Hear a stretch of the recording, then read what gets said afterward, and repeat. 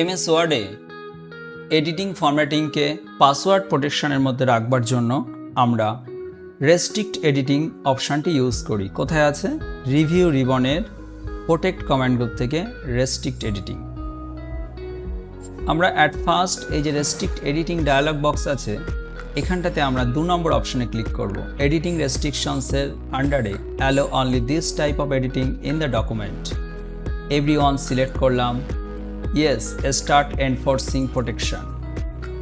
যে কোনো পাসওয়ার্ড আমরা 2 বার ইনপুট করলাম,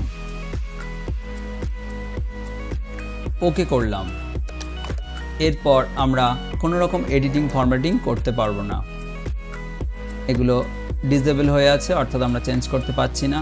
এবার পাসওয়ার্ড প্রোটেকশনকে তুলে দেওয়ার জন্য আমাদের স্টপ প্রোটেকশনে ক্লিক করতে হবে, তারপর সেম পাসওয়ার্ডটি টাইপ করে ওকে করতে হবে। এরপর আমরা প্রয়োজন মতো এডিটিং বা ফরম্যাটিং করতে পারবো।